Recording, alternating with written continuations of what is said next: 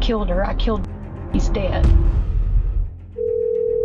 This guy's getting mad, like he wants to be here. I need you to sit right over there. I know who you are, but I'm not here for whatever it is. So then you can tell me about it, but you gotta go now. The Jonesboro Police Department received a chilling 911 call. And then I heard some screams, and then I heard the gunshot. Y'all playing with the wrong person.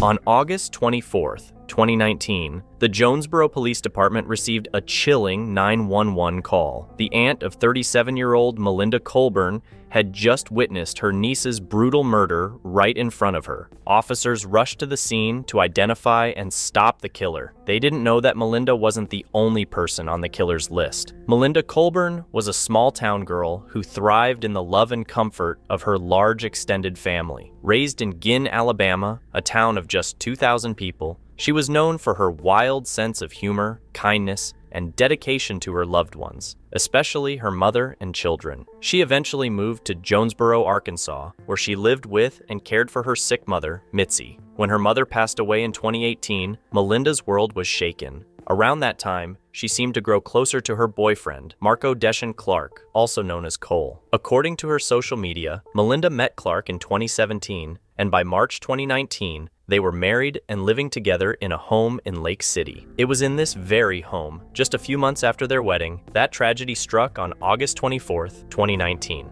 Marco, who had once vowed to love, honor, and protect Melinda, did the exact opposite, as the 911 call reveals. Oh my gosh, please. 911, where's your emergency? Yeah, this is Karen with the Crane County 911. Go ahead. 98 Road, Lake City, Arkansas. Please, ma'am. Oh, please, ma'am. What's going on? Please. What do you need, a police or an ambulance or what? You got to calm down and tell me. Yes, I've heard shots fired, and my niece went to the trailer to get her stuff, and when she did, there were shots fired. Okay, what's the address? Her husband went everywhere else, run out of the house and got her car. Melinda's aunt, along with several neighbors, had just discovered her body. These witnesses would prove crucial to law enforcement, who had already identified the shooter as Melinda's partner. But when officers arrived at the scene, they quickly realized how familiar the address was to them. This revelation unraveled a web of grief, leaving one haunting question. Could they have prevented this from happening?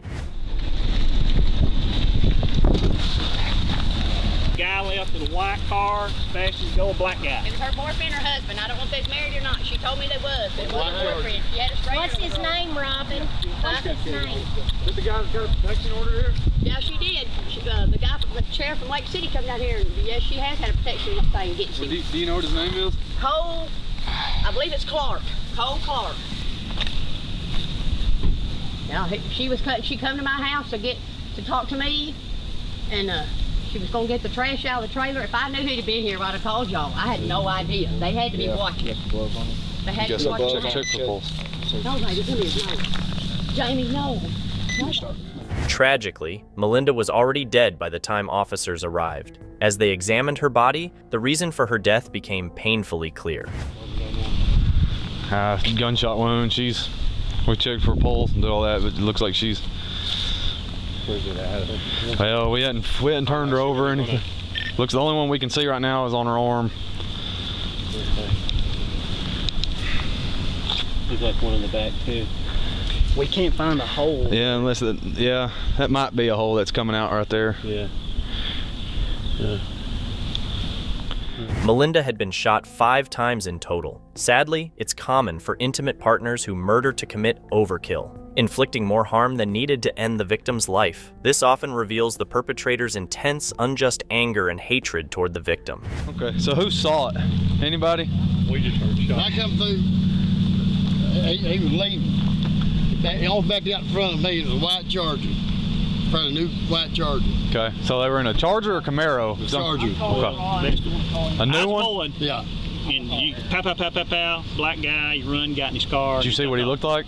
Well, I've seen him here before. Okay. I live right there. Okay. Do you know his name? Cole Clark, because the sheriff, when he come up, he said the whole name, and I didn't recognize, but it was different. The sheriff at Lake City knows it, but I always went by him by Cole.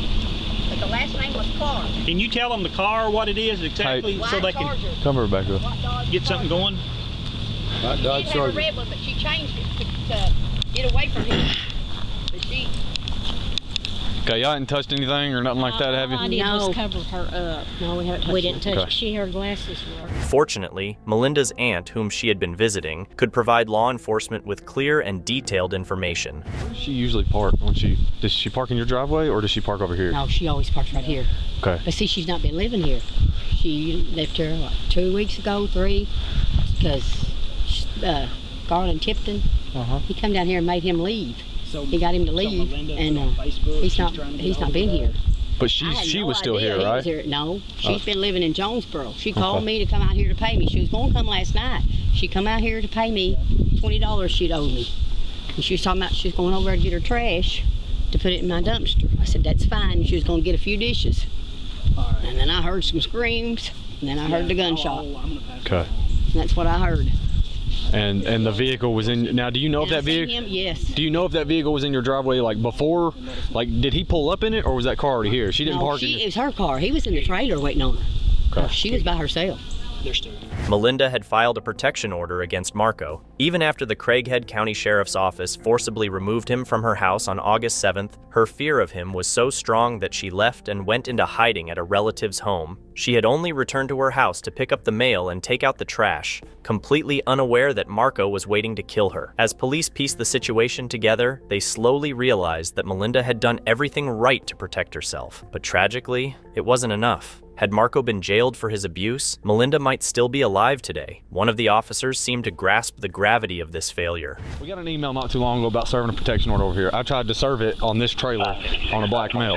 Okay. And nobody would come to the door. I wrote down on the piece of paper, tried to serve it. Well, apparently there was a final order of protection that we got an email on about serving this on this Clark guy. So that's probably that's definitely, it's not looking good for him, you know. Yeah, we got to find this guy. She said that Garland was out here about 2 weeks ago and made this guy leave. 2 weeks. So I guess he served the protection order on him then, because that was the dude that had the protection order. He should have hooked him up then. Well, when I called and got his return, I called Steven and I said she should be a protected person under either a temporary order or a final order, one of the two. You got Garland's number?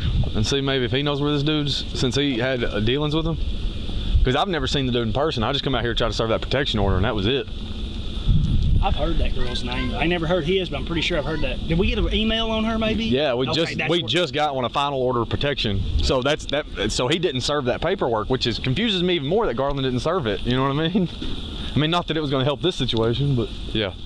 In Arkansas, a final order of protection is issued after a court hearing where both the victim and the abuser are present. This order makes it illegal for the abuser to contact, approach, or message the victim for a set period, ranging from 3 months to 10 years. Melinda was granted a 10-year order of protection on August 19th, 2019, just 5 days before she was murdered. Statistically, the most dangerous time in an abusive relationship is when the victim attempts to leave, which is part of why it can be so difficult for women to escape abuse. The report Melinda filed offers a heartbreaking glimpse into why the 10-year order was so crucial and the trauma she endured. According to the document, Melinda detailed chilling threats and violent behavior. In a domestic violence lethality screening used to assess how at risk a victim is of being killed, 3 key questions must be answered first. If any of these questions are answered yes, the victim must immediately be referred to domestic violence services due to the high level of danger. Melinda replied yes to all 3. The administrator of the survey noted that Melinda honestly believes that he will try to kill her and her family. Even if he goes to jail, she worries about her and her family's safety. Melinda was terrified. As police continued their investigation, they uncovered how deep her fear ran. White. They said a newer white Dodge Charger. He's saying it's red. It comes back to her. The neighbor said she thinks it's 2019. Well, they said white. They said they were for sure it was white. But it may not be his. They said he jumped in it. I don't know if he was by himself or not, you know. Melinda's car kept appearing in police records as red, yet every witness at the scene described it as white. It wasn't until later that one of Melinda's friends explained the reason for this discrepancy. After separating from Marco, Melinda purchased a new car to prevent him from recognizing it and tracking her down while she was in hiding. She was so terrified of Marco that the day after receiving the protection order, she drove to Missouri to trade in her old car for a different one. Melinda wasn't the only one living in fear of Marco. His closest friend was terrified of what he might do. His sister called. He called his sister. They put a call on R&D. She called up here wanting to know if this girl's dead. And I called her, and she goes, I just want to know if she's dead. And I said, I can't tell you that. And she said, well, I'm leaving Williford right now. I'm coming down there and check on her myself. She said, my brother called and said he had killed her. I don't believe him or not. And I said, will you tell me where he was headed? And she goes, I don't know. He wouldn't tell me. And I said, what'd he call from? And she said, a 901 number. And she goes, I'm coming down there. And I said, all right. And she wouldn't tell me what number. And she goes, I'll just meet you down there. And I said, okay. So if she'll give me that number when she gets here, then that's fine. She can drive down. Police were stunned when Marco called his close friend, Cindy Davis, whom he referred to as a sister, and openly admitted to shooting Melinda. They were even more surprised when Cindy agreed to interview at the station. Meanwhile, calls related to the incident were pouring in. After killing Melinda, Marco had allegedly called an associate, threatening to target him next. The police now had a killer on the loose, with no phone number to trace him and no known address to go to. Fortunately, when Cindy arrived at the station, she willingly provided Marco's phone number. Her fear was palpable. You know what I mean? So, like, I'm really terrified myself right now. But just say that you got it off of her phone.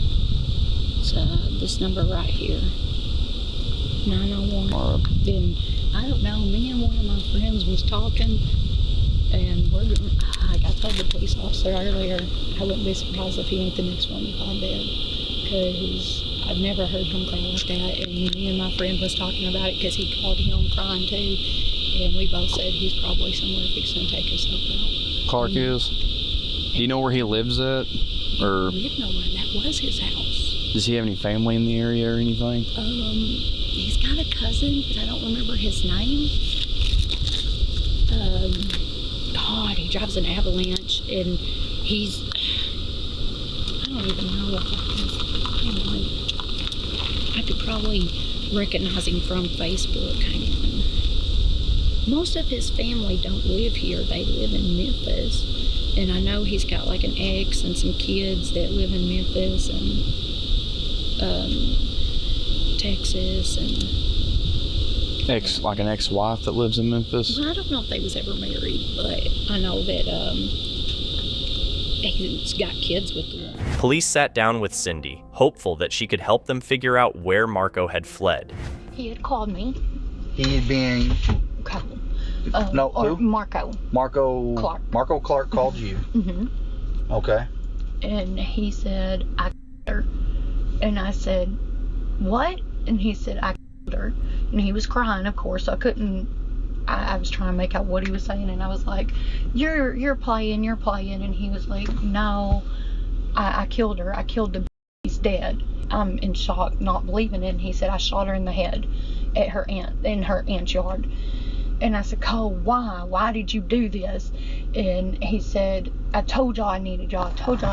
And I said, Cole, why didn't you just leave her alone? Though police had no clues about Marco's location, Cindy gave them his phone number, which provided a crucial lead. They knew they needed to act quickly, as Marco's rage and unpredictable behavior escalated with each passing hour. The situation took an even darker turn when both Melinda's stepmother and best friend received messages from Melinda's social media account after she had already been murdered. Marco had been using her account to send disturbing messages, taunting her stepmother. Both women shared chilling exchanges with police. It's important to emphasize that Melinda never had an affair with a coworker, and even if she had, it wouldn't justify her brutal murder or Marco's vile behavior afterward. Police were further alarmed when they discovered that the man Marco accused of having an affair with Melinda was also on his hit list. Disturbingly, he wasn't the only one.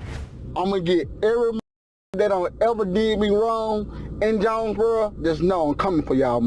I don't give a who you is or whatever. Hey, it is what it is. I give two right now. The deserve it. And what?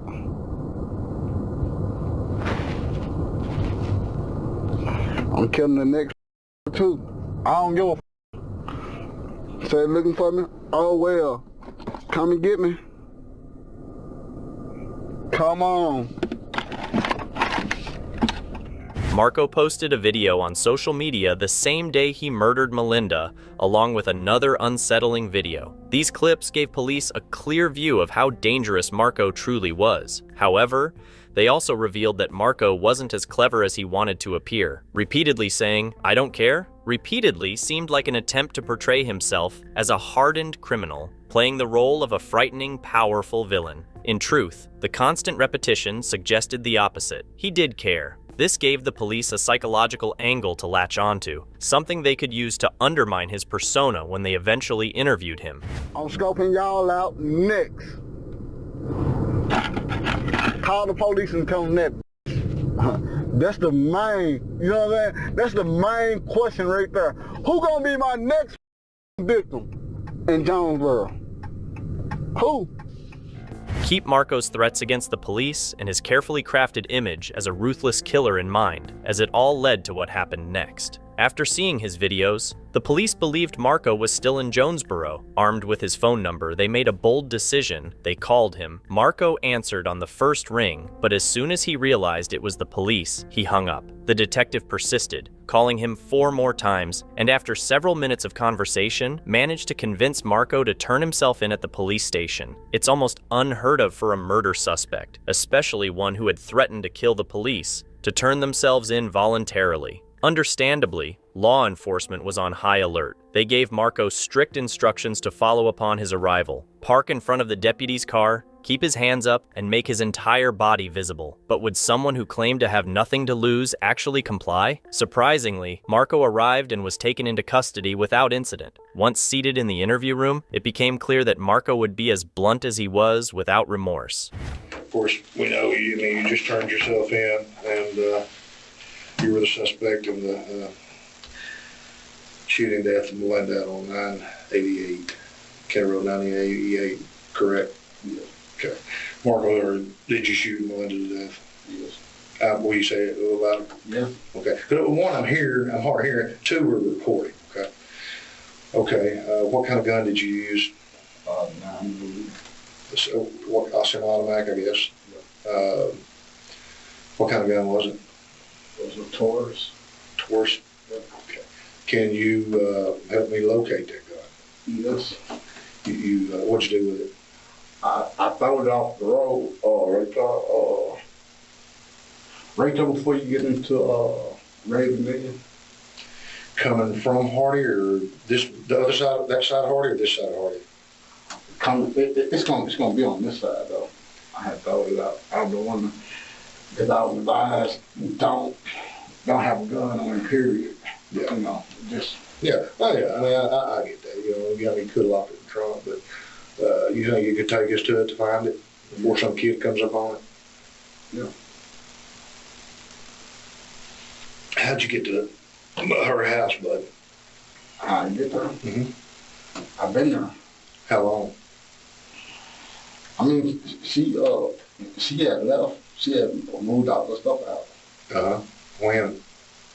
She moved all the stuff out like last week, and was staying with a friend. Okay. Who's she staying with you now? A girl named Alicia. Okay. Alicia Brown.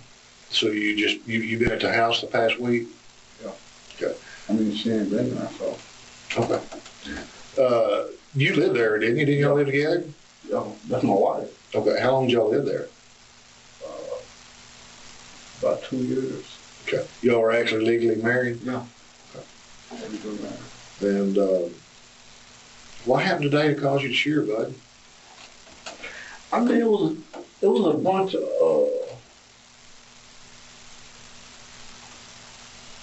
of sneaky stuff going on, you know, like with her sending nude pictures to dudes and all that there, like, and it was just, and then like she was talking to somebody at her job and thought I was gonna find out about it. And I told her, you know, I told her from the jump, like, hey, you know, like, I ain't got time for this here, like, You know, because she really wanted to on me because of her past. Yeah. And I told her, I was like, don't try to take your past out on me. If you don't want me to take my past out on you. So she did it anyway. So you thought she was cheating on you? It wasn't no thinking. It's what I actually seen. So she's actually sending news to other men? Yeah. And then where was you at when she moved out? When Marco's sister, Cindy, was interviewed, she shared a very different version of events regarding the alleged cheating. Unlike Marco, Cindy had nothing to gain by lying. I mean, I knew he was cheating on her. You knew I did what? know that. I did know that he was having an affair on her. And there was numerous times I told my husband I wanted to tell her about it. I thought she had the right to know, and my husband told me to stay out of it. It was none of my business, you know, so I just kind of stayed out of it. But He had an affair on her, you said? all the time, yes. It's probably that's why he killed her, because she was having an affair. No, she wasn't. Well, Melinda was, Hmm? y'all have to understand, Melinda was heaven sent. Huh? She was heaven sent. You know, like, I mean, the girl was a saint. When my daughter had a birthday and I couldn't afford to get her a birthday, Melinda worked all day, got off work, went and bought her birthday cake, bought her birthday presents, and drove all the way to my house. She didn't have to do that. So you can't tell me that she was having an affair. I think there was reasons that she was leaving him. Maybe there was another man, but I never would believe that she cheated on him. I think it was the way he treated her that pushed her. Marco's sister described Melinda as heaven sent and the son, even though Melinda had left Marco. This speaks volumes about the kind of person Melinda was, loved and respected, even by those close to Marco. Yet, despite who Melinda was, or whether she had cheated or not, Marco's plan remained the same. Did you meet her that day, out in the yard or in the house? I mean, when she came, she was coming. I seen when she pulled up to our auntie house. When she pulled up to our auntie house, and I was just kind of sitting there just waiting. Did she come in the house? She was about to. Where did you shoot her? Where was you at when you shot her? You remember? In the front yard. I mean, I really wasn't gonna shoot her. You know, I really was just gonna talk to her and see cool work things out. But I don't know. I guess things just got the best of it. So. Did y'all talk any at all? Did she see you coming out of the house or something? No. Did you have a gun in your hand then? Yeah. Okay. Did she say anything or scream or did you say let's talk or? I mean, I had told her let's talk, and she was trying to run off. No, she run. So was you like on the porch when you started shooting, or was you down on the grass? Actually, the gun was jammed. Uh-huh. The gun jammed, so you didn't know. I know y'all probably seen some rounds, but didn't fire. I know y'all probably picked them up. And you recycled it and chased her and shot her? You didn't chase her, just right there at that bush. Yeah, right there in front of the truck. Did you shoot her anymore once she went down? Or do you? I mean, when I seen blood, I really just turned around and just walked on to the car. Do you know how many times you shot her? Can you tell me? Can you tell me? Well, we're going to have to see what's entrance and what's exit, but we're she had about 8 holes in there. Of course, some of them were exit wounds. How many clip bullets were in your mag, you know?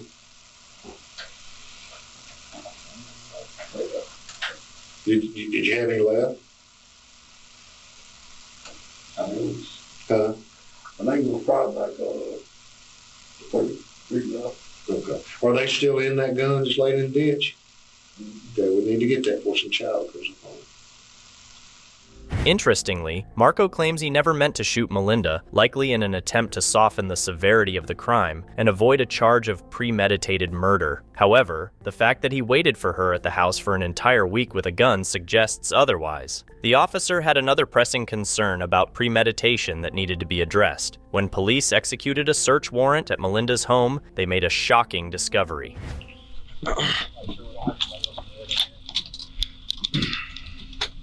Sheriff's office. It stinks. Is that not natural gas? Yeah, it is.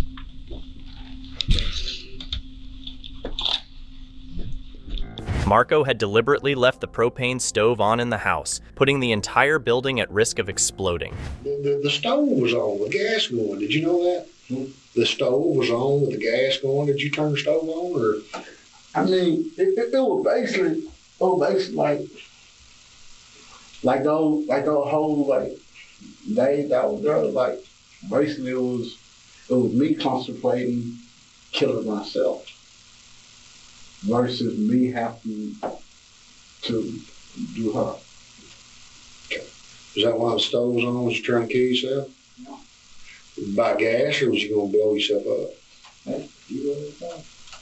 Was you going to shoot her when she come in, hope the trailer exploded and got you both? Was that any part of your idea? No? Okay. So you was going to kill yourself today with the gas on? Is that right? Huh? A couple of days like that. Do you remember turning the gas on? No. How long did you turn the gas on before she got there? Yeah, it's been on. Oh, the whole time? Wow. Was you in there waiting on her to kill her today? I mean, it had it crossed your mind, I'm going to kill her. The minute she comes up, I'm going to kill her. Man, it's been crossing. It's been crossing my mind. Killing her and yourself. I mean, like I told her, before we got married, hey, Okay.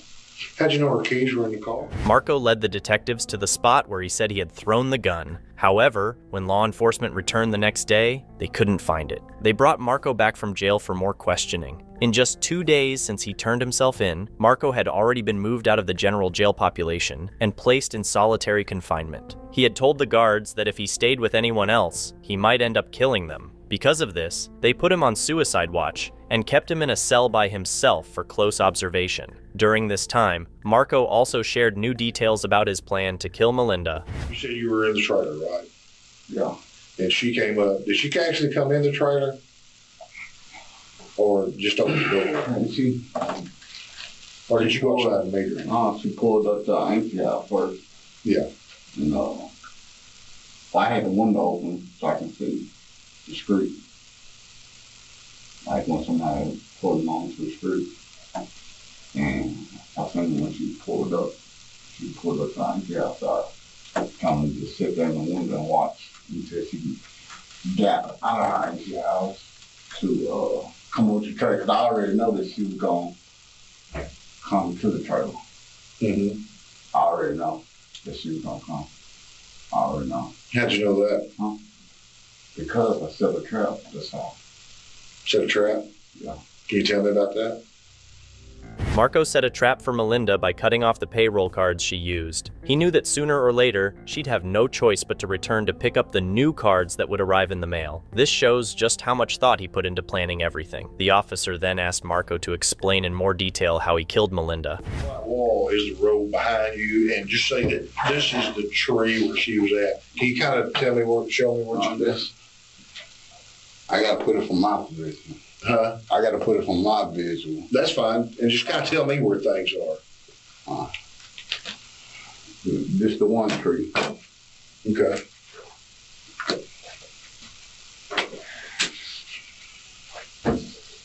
You can get this out of the way. Leave that one. Okay. This is the tree that she was under. The tree that she was under, you said? Yeah. Okay. So, I hang out. Hang down and start up. First year, huh? was one eye. And the windshield shot it down. So I kind of came around, right at the tip of the trailer, with them two trees driving me. It still wouldn't sound like down. So that's when I hit her with the gun, try to slow it down, then came it out. I ejected. They like the drum. Yeah. And the bullet came out. Okay. When the bullet came out, she pretty much was down on the ground like this for her. Uh-huh. She had her hands up. Okay. She had her hands up? Yeah. Okay. And she had her hands up and she said, and she was screaming her auntie name. I told her, I said, your auntie ain't gonna be able to fucking help you. You know what I'm saying? And then shot. That's the road. The road back there. And it was me to her. And I just did like this, huh? Okay. Which way's her head facing? From you? She was looking at me. Okay. So, I mean, but are you at her head or at her feet? She on the ground, and I'm just right here. Yeah, but I mean, is she laying with her head towards you, or are you standing her head or at her feet? She was sitting. She was sitting up like this right here. Oh, okay. Okay, I got you now. Like I said, I went on my side, and then she went. She had just went over like this, huh? Cause at first when I shot, I'm like, damn. I'm like, I don't see where I shot at. And then when she kind of went over like the girl, she, you know what I'm saying, like when she stopped saying like auntie name, she went over, and her shirt came up, and I seen the blood running down her back. Then that's when I picked the keys up. And I went on to the car. You know. Did you tell me you had to take a step back to actually get a shot on her, or is that what you said this morning? I had to take my step back. I was right there. Okay. All right. But your back was toward that big pot where the bricks are. Okay. All right. So that makes sense then. And you said you've been there since Monday or Tuesday? Yeah, Tuesday. I mean, it was gonna happen. It was gonna happen anyway. Yeah. I mean, anyway. I mean, it was either that or go over there to the house, or she been staying, or go to her job. I mean, so, hey, I mean. What do you mean it was gonna happen? You mean shooting her? Yeah, it was gonna happen. Okay. So what was the, you told me just a minute ago that you had a knife and a ski mask and binoculars. What was that, what was that for? What it was for? It was for when I had to, if I had to go to a job, I was gonna make sure that I got clear outside of her or whatever. Yeah. I know. Okay. It ain't no, like I said, it ain't no secret, like, it was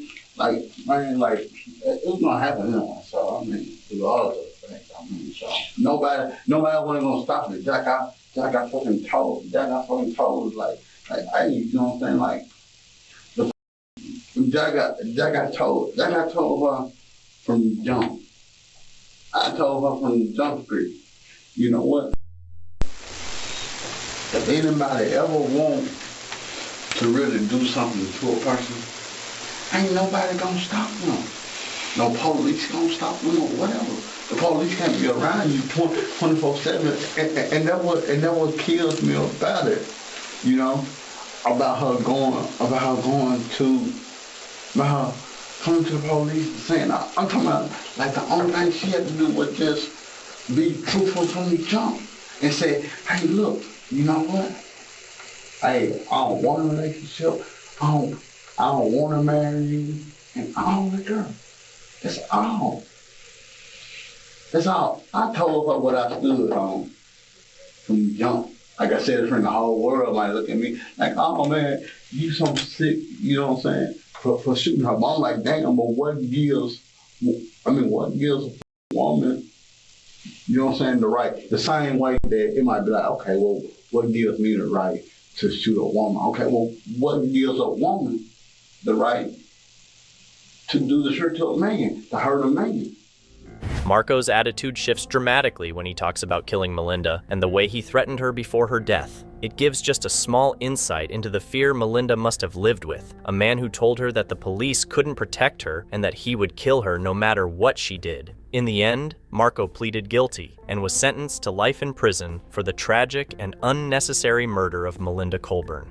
At police headquarters, 44-year-old Eric Erminger is being questioned about a murder. Earlier that same morning, on May 19, 2012, Eric made a horrifying discovery. When he woke up, he found his 28-year-old girlfriend, Jennifer McKinley, lying motionless on the floor, covered in bruises. She was dead. Eric's mother, who had also seen the tragic scene, quickly dialed 911. Eastern Fire Medical, what is your location? Woodland Hills. What is your emergency? I think it's a murder. And have you started CPR, ma'am? No. Deep cold. I'm going to need child services, too. There's a little boy here. Okay. You need to get here as soon as you can. When officers arrived at the house, they noticed it was in complete disarray. It was recorded that Jennifer likely died from strangulation. Law enforcement ensured that Jennifer's son, Ben McKinley, was safe and unharmed. He was asked some basic questions and mentioned that he heard something early in the morning, but went back to sleep and didn't see anything. Since Eric was the last person to see Jennifer alive, he was brought in for questioning. The police were expecting a solid alibi that could clear things up quickly, or a series of confusing statements that might complicate the case further. Sorry I had to move you. Sorry.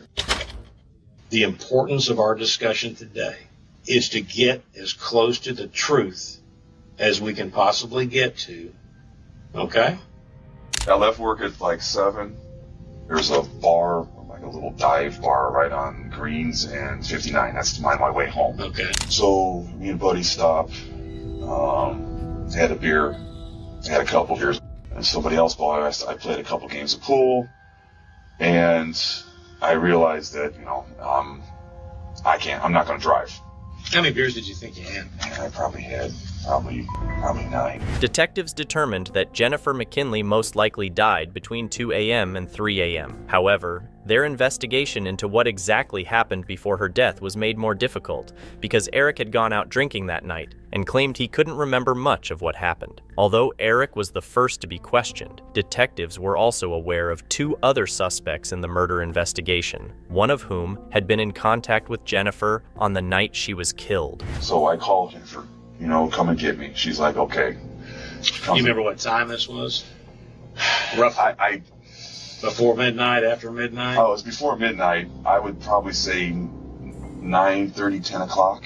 What is her attitude on the phone when you call her? She's probably pissed. Not happy? Yeah. When she does come and pick you up, does she have Ben with her? No. When she came walking in, that's when I asked her if you left Ben in the car. She said, I left him with a neighbor. I finished my beer. This moment is critical in the interrogation, shaping how the detectives approach the rest of their investigation. Eric Erminger recalls the timeline clearly up until the bar, finishing his shift, driving there, having several drinks, and playing pool. But when his girlfriend picks him up, his memory goes blank. This will make the detectives seriously question whether Eric is genuinely unable to remember or if he's trying to use alcohol as an excuse, perhaps claiming alcoholic amnesia. I want you to close your eyes. And we're not hypnotizing or anything like that. But what we're going to try to do is I want you to go into compartments from the time that Jennifer shows up at the bar and you walk out of the bar, and I want you to envision this stuff. I want you to see yourself doing these things and then start to talk about what you're doing. When I finished the beer, we walked out of the parking lot. There was pretty much no talking. And you pulled into the apartment complex. I don't remember getting into the apartment. Even though his girlfriend was found dead only hours earlier, Eric shows little to no grief, instead maintaining a surprisingly calm and detached demeanor. However, this lack of visible emotion isn't automatically a red flag that he's hiding something. People who go through traumatic experiences often process emotions slowly, and the reality of losing someone close might take days to fully hit. The detective, however, is trained to recognize the difference between a psychological defense mechanism, where someone is in shock or denial, and someone who might actually be a cold-blooded killer. Okay, well, let's think back.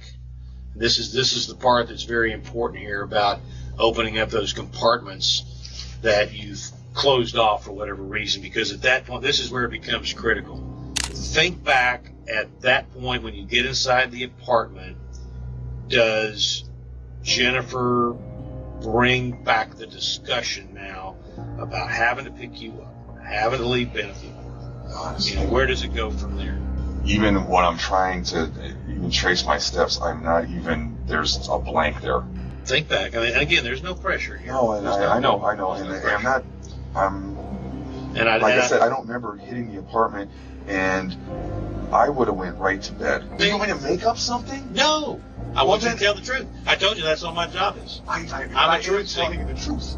I'm trying to get there. Recognizing that Eric either genuinely can't remember or is intentionally holding back information, the detective shifts tactics. Instead of focusing on the night's events, they begin asking more personal questions about Eric's family. This strategy is meant to get Eric talking more openly, with the hope of uncovering any hidden emotions or possible motives that could suggest he was involved in his girlfriend's death. He's like my best friend, so I can't. Oh, well, hey, man.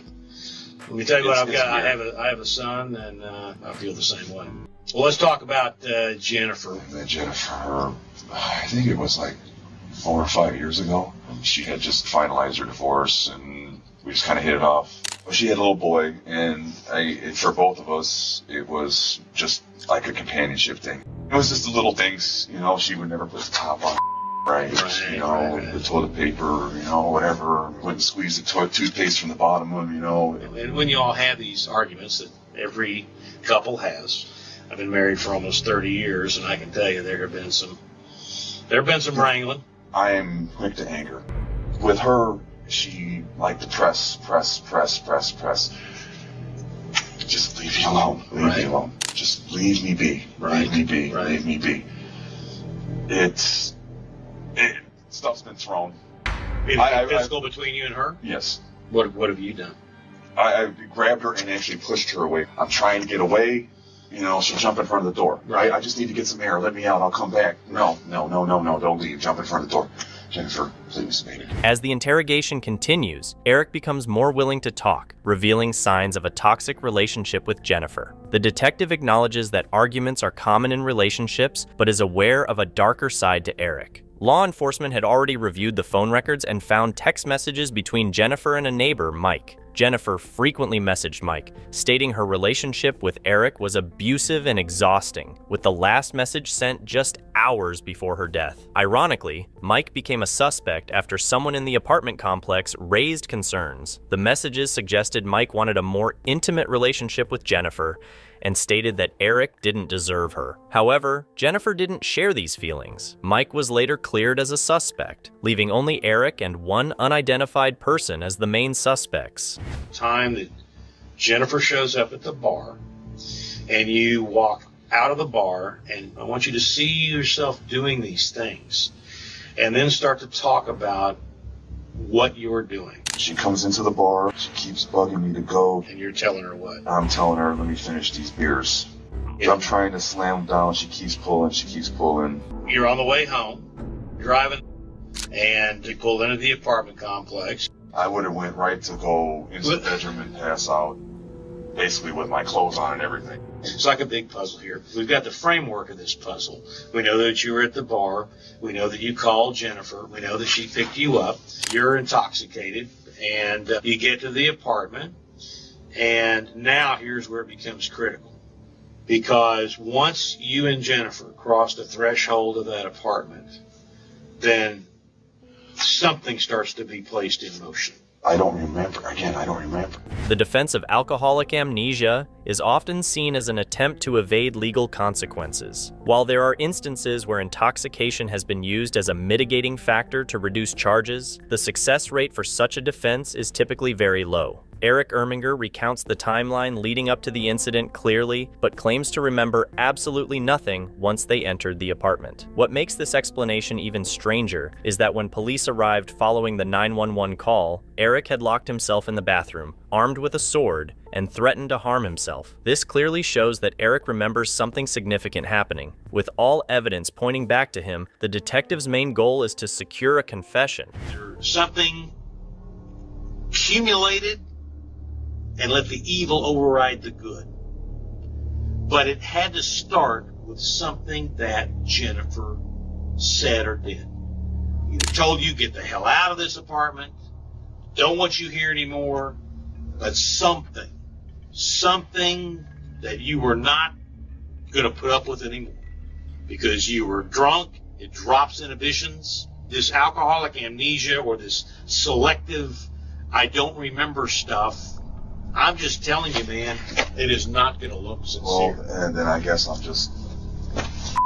I don't know what else to say because I literally do not remember. You have been a part of this woman's life. You guys have had your ups and downs like everybody else has, but something broke. And it broke to the point where a person who never would ever think of doing something like this to the woman he loved snapped and did it. You killed her. When you got up that morning and you looked down, I guarantee you the first thing that went through your head was, holy did I really do that? Because you do remember what happened and you remember what set it off. You saw her, she's blue, she's cold, she's dead. And she is dead at your hands. And I will guarantee you the first thought you had was, holy I did that. Yeah, you're right. I killed her. In a sudden shift, Eric confesses to killing his girlfriend. Without this confession, the prosecution would have faced a largely circumstantial case. Now, the detective's priority is to uncover a motive for the murder, as understanding why Eric committed the crime will be crucial for the case moving forward. Part of my responsibility to go back and try to explain to those people I understand the unanswered question. And what do you think that is? Why? I would like to know myself. It's coming across to me as being deception. It's not being a lack of memory. It's for whatever reason, and I'm trying to get in your head to figure out, you've already admittedly said you killed her. I am being totally truthful with you. I do not remember. I don't remember her interacting with me. Somehow I gave myself a pint, and I don't know how to change it to sugar.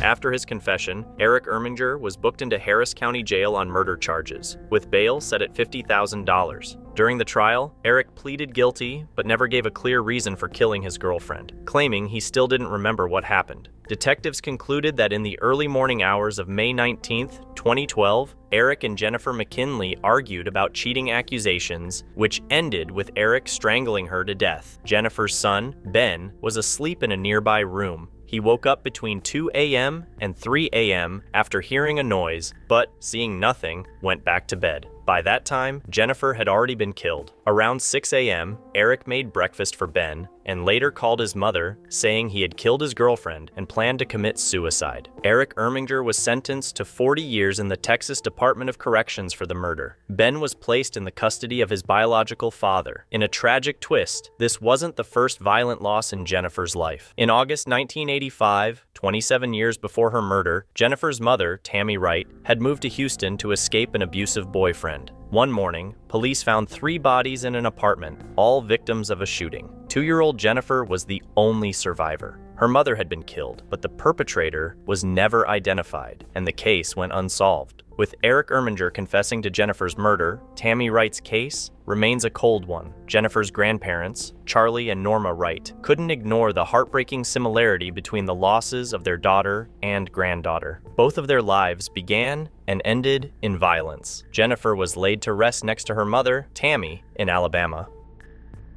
Remember, it's your curiosity that fuels this channel. Keep exploring, stay inspired, and join us for more amazing content next time.